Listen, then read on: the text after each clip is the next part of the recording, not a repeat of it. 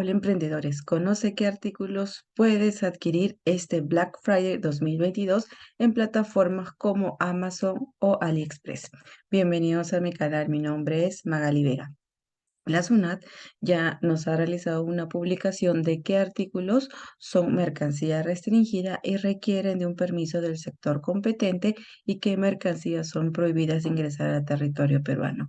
Por mencionar algunas mercancías restringidas, tenemos alimentos, productos farmacéuticos, equipos de telecomunicación, juguetes y útiles de escritorio, productos cosméticos y vehículos usados o partes de autos usadas.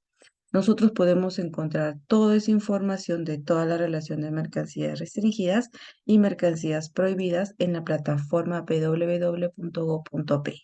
Además de ello, la plataforma de la SUNAT ha implementado todo lo que es un cuadro de mercancías restringidas y cuáles son las entidades competentes a las que nosotros nos debemos dirigir para poder realizar todo lo que es el tema de las consultas.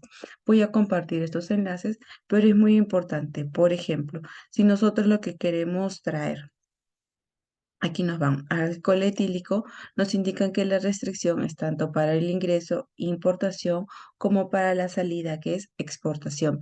No se debe realizar un trámite ante la BUCE y la entidad encargada de realizar este proceso de fiscalización es la Dirección de Ordenamiento de Productos Industriales y Fiscalizados.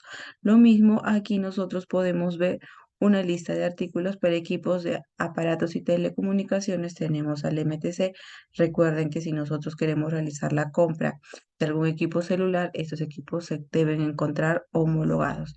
Si queremos realizar la compra de juguetes, recordemos verificar que los permisos los debemos realizar a través de Digesa y estos juguetes están restringidos para el ingreso o en el todo caso es el tema de importaciones y se realiza a través de la BUSE, todo lo que son neumáticos nuevos. Entonces aquí existe una lista referencial de los artículos y cuáles son las entidades competentes a las que nosotros nos podemos dirigir para evitar inconvenientes durante la compra que nosotros realicemos en este Black Friday en plataformas como AliExpress, plataformas como Amazon.